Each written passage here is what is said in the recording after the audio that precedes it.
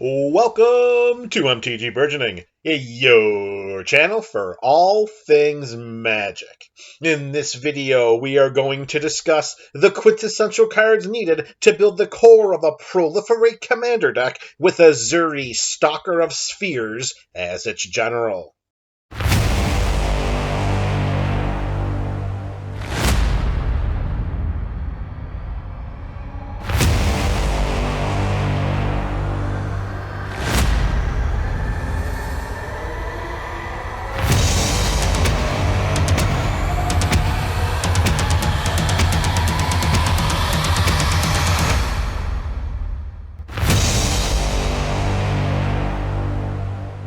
Ezuri, Stalker of Spheres, debuted in Phyrexia All Will Be One and is a 3/3 Phyrexian elf warrior for 2 in Simic colors.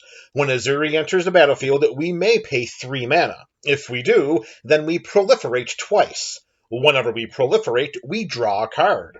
To proliferate, we choose any number of permanents and/or players, then we give them each another counter of each kind already there. The proliferate mechanic is very well represented in Simic colors, with many different payoffs secondary to counters on both players and permanents.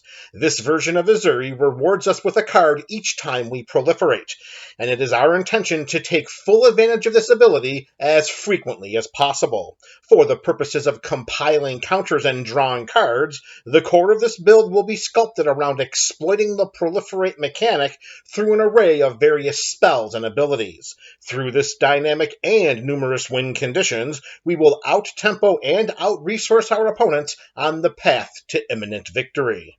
Let's begin the core of this build with some gameplay fundamentals that reward us with peripheral proliferate abilities. Evolution Sage does this through its landfall mechanic. Flux Channeler triggers whenever we cast a non-creature spell, while Inexorable Tide extends its triggered ability to any spell we cast. Whenever a creature equipped by Sword of Truth and Justice deals combat damage to a player, we put a +1/+1 counter on a creature we control and then proliferate. We'll talk more about +1/+1 counters later in this video. We also can cast various spells that proliferate and provide us with peripheral benefits. Unnatural Restoration returns any permanent card from our graveyard to our hand. Serum Snare returns target non-land permanent to its owner's hand, and then we proliferate if its mana value is 3 or less. Smell Fear has target creature we control fight up to 1 target creature we don't control. Experimental Augury lets us look at the top 3 cards of our library. We put 1 of them into our hand, and the rest on the bottom of our library in any order. Continuing our trend of proliferating as peripheral benefits to the fundamentals of playing Magic, Thrumming-Bird does so whenever it deals combat damage to a player. Guild-Pact Informant does the same, and also triggers if it deals combat damage to Planeswalkers.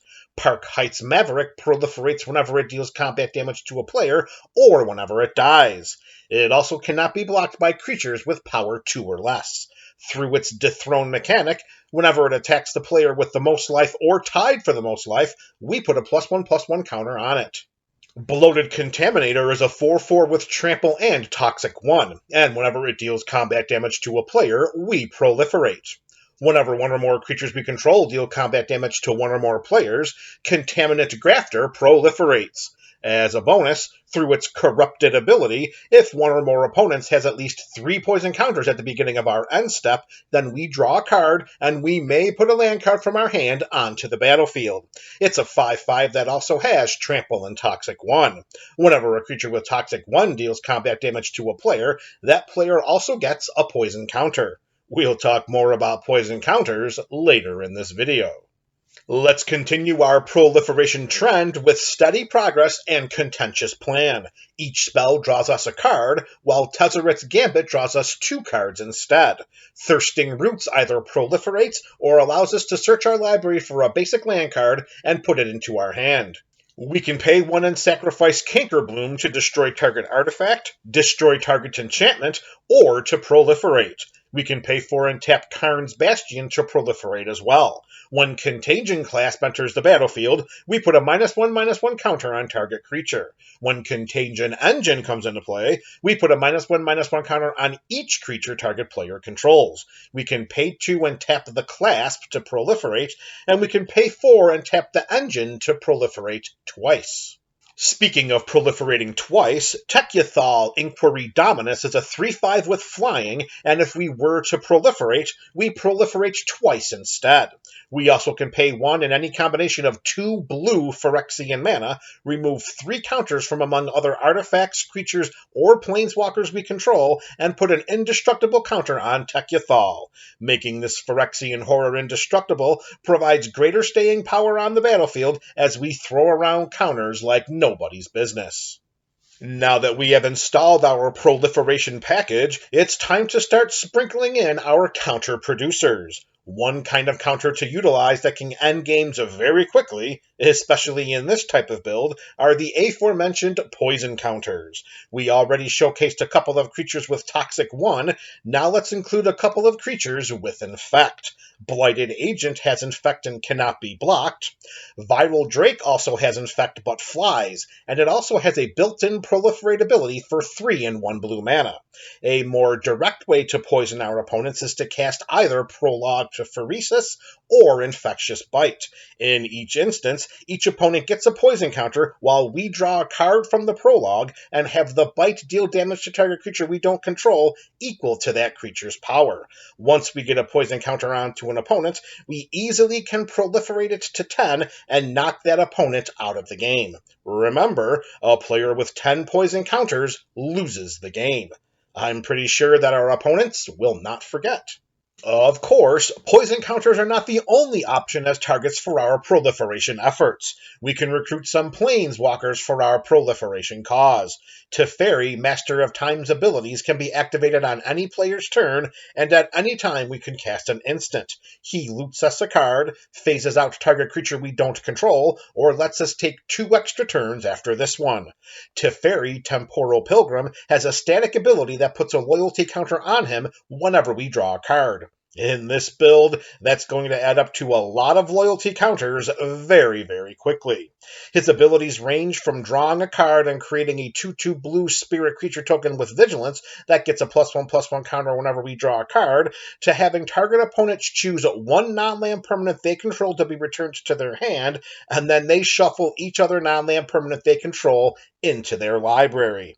Teferi, Temporal Archmage, puts cards into our hand, untaps up to 4 target permanents, and creates an emblem that allows us to activate the loyalty abilities of planeswalkers we control on any player's turn, and at any time we can cast an instant. Jace, Unraveler of Secrets, draws us a card, bounces target creature to their owner's hand, and creates an emblem that counters each opponent's first spell they cast each turn. Since we can activate each of these back-breaking ultimate loyalty abilities so quickly in this type of proliferation build, these planeswalkers easily can take over a game.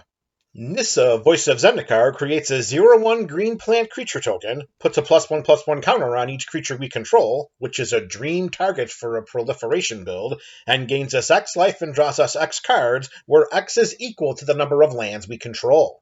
Nissa, Vital Forces abilities allow us to untap a land we control and turn it into a 5/5 elemental creature with haste until our next turn. She can return target permanent card from our graveyard to our hand, or create an emblem that draws us a card whenever a land enters the battlefield under our control. She has a starting loyalty of 5 and creates this emblem by removing 6 loyalty counters. It is very reasonable to believe that we can create more than one of these card-drawing emblems during a game. Renin 7 puts lands into our hand, puts lands onto the battlefield tapped, creates green treefolk creature tokens with reach whose power and toughness are each equal to the number of lands we control, returns all permanent cards from our graveyard to our hand, and creates an emblem that gives us no maximum hand size. With the number of cards we plan to draw on this build, keeping all of our cards in excess of 7 helps to out-tempo and out-resource our opponents even further. With Tamio, Collector of Tales' static ability, spells and abilities our opponents control can't cause us to discard cards or sacrifice permanents. Tamio can put a card into our hand, cards into the graveyard, and can return target card from our graveyard to our hand. In this build, and with a starting loyalty of 5, we reasonably can activate this recursive ability during each one of our turns. Tamio, completed Sage, enters with either 3 or 5 starting loyalty, depending on how we cast her. She has a tap-down ability for target creature or artifact, exiles target non-land permanent from our graveyard, and creates a token that's a copy of it. She also can create Tamio's Notebook, which is a legendary colorless artifact token that reduces the cost of our spells by 2 and can be tapped to draw a card. These 2 versions of Tamio enable us to utilize our graveyard for the purposes of maintaining tempo and enhancing our development of resources. With the presence of Planeswalkers in a dedicated proliferation build, we would be remiss if we failed to include Ichor Moon Gauntlet. This artifact gives Planeswalkers we control 2 additional loyalty abilities. For 0, we proliferate, and for -12, we take an extra turn after this one. Whenever we cast a non-creature spell, we can choose a counter on target permanent and put an additional counter of that kind on that permanent. When paired with the Gauntlet, our Planeswalkers have the capability of stacking extra turns on top of extra turns through our proliferation engine. Through this dynamic, it is very feasible that our opponents may not take another turn. So far, we have showcased the ability to proliferate our way to victory through poison counters and through the loyalty abilities of our Planeswalkers. Now, let's focus on combat damage through the enhancement of +1/+1 counters. Managorger Hydra gets a +1/+1 counter whenever any player casts a spell. The presence of Trample prevents our opponents from chump blocking this ever-growing Hydra. We may put a +1/+1 counter on Forgotten Ancient whenever any player casts a spell. At the beginning of our upkeep, we may move any number of +1/+1 counters from Forgotten Ancient onto other creatures. Both Fathom Mage and Gyre Sage have Evolve, which means whenever a creature enters the battlefield under our control, if that creature has greater power or toughness than Fathom Mage or Gyre Sage, then we put a +1/+1 counter on them, respectively. Whenever we put a +1/+1 counter on Fathom Mage, we draw a card, and we can tap Gyre Sage to add green mana equal to the number of +1/+1 counters on her. Whenever we cast a green permanent spell, Defiler of Vigor puts a +1/+1 counter on each creature we control. As an additional cost to cast green permanent spells, we may pay 2 life. Those spells cost 1 green mana less to cast if we paid life this way. The Defiler allows us to use our life as a pseudo-mana resource. Whenever another creature enters the battlefield under our control, Renata, Called to the Hunt, puts a +1/+1 counter on it. Master Chef does the same when paired with our General. Master Biomancer follows suit, but puts X +1/+1 counters on these creatures instead, where X is equal to the Biomancer's power.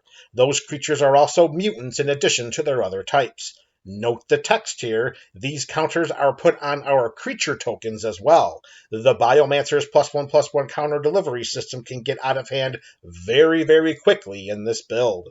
Whenever we draw a card, we put a +1/+1 counter on Toothy, Imaginary Friend, and when Toothy leaves the battlefield, we draw a card for each +1/+1 counter on it. Chasm Skulker also gets a +1/+1 counter whenever we draw a card, and when it dies, we create X 1/1 blue squid creature tokens with Island Walk, where X is equal to the number of +1/+1 counters on Chasm Skulker. If we reach level 3 of Wizard class, then whenever we draw a card, we put a +1/+1 counter on target creature we control.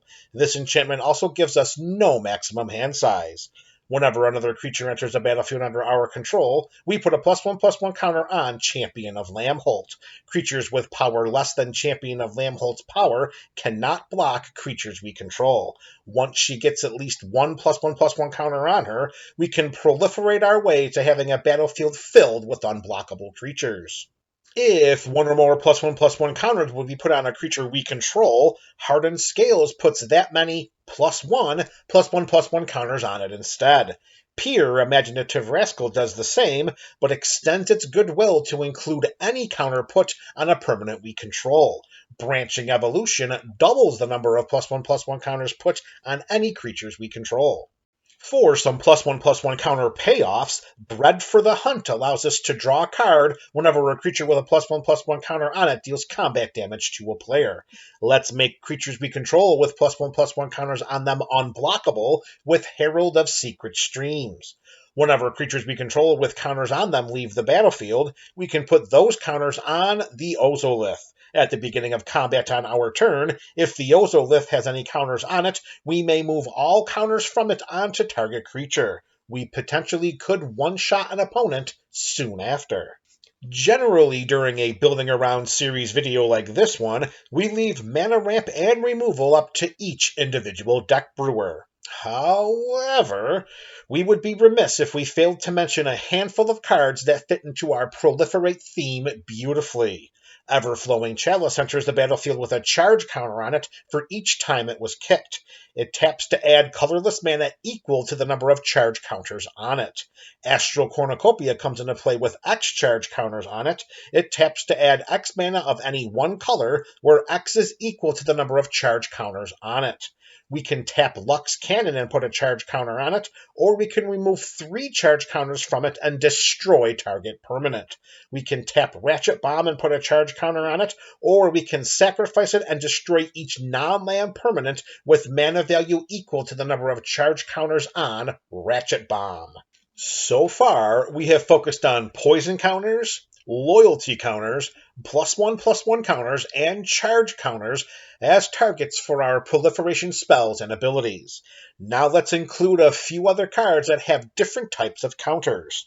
Whenever we draw a card, we put a Foreshadow counter on Ominous Seas. We can remove 8 Foreshadow counters from this enchantment and create an 8/8 blue Kraken creature token.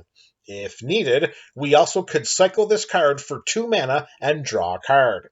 At the beginning of our upkeep, we put a time counter on As Foretold. Once each turn, we may pay 0 rather than pay the mana cost for a spell we cast with mana value X or less, where X is the number of time counters on As Foretold. Remember, through this ability, we cannot pay any other alternative costs for the spell, but we may pay additional costs.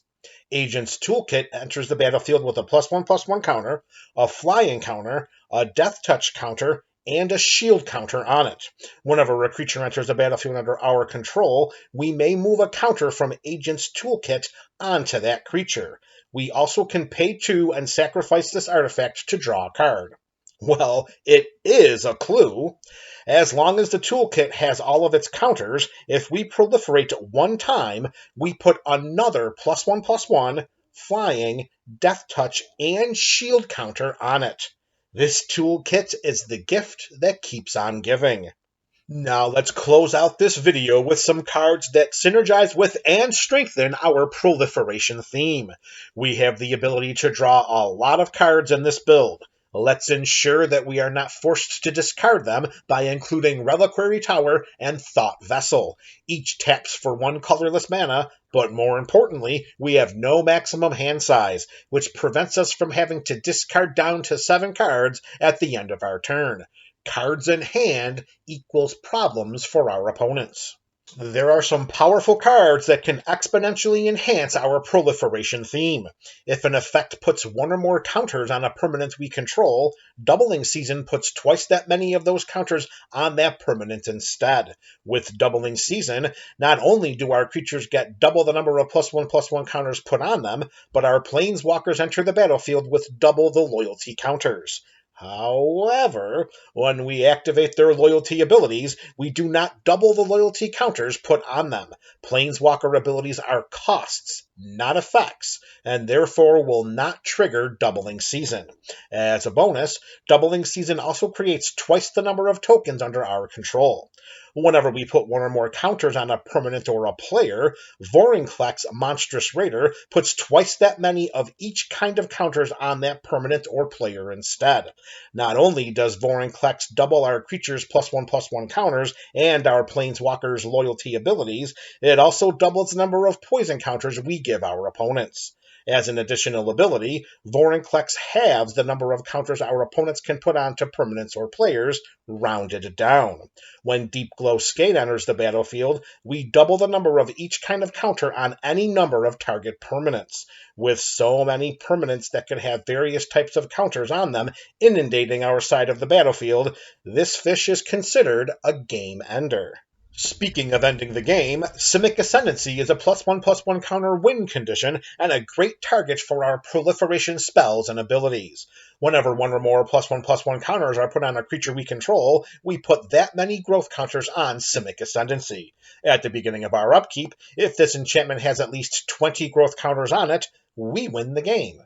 We also can pay 1 a green and a blue mana and put a +1/+1 counter on target creature we control. Darksteel Reactor is indestructible, and at the beginning of our upkeep, we may put a charge counter on it. When Darksteel Reactor has 20 or more charge counters on it, we win the game. With our +1/+1 counters making our creatures tall, we can cast Triumph of the Hordes and give them +1/+1, trample, and infect until end of turn. Hopefully it won't be the last turn we'll ever play against our opponents. This video provided a blueprint for building the core of a Proliferate commander deck around Ezuri, Stalker of Spheres as its general. Removal spells, disruption, ramp, and the land base can vary from build to build, and also are dependent on metagame preferences and availability. The cards discussed during this video are suggested options for crafting the core of a Proliferate EDH deck, in addition to providing ways to optimize this theme. Let me know your thoughts about these recommendations in the comment section below. This is MTG Burgeoning, your channel for all things magic.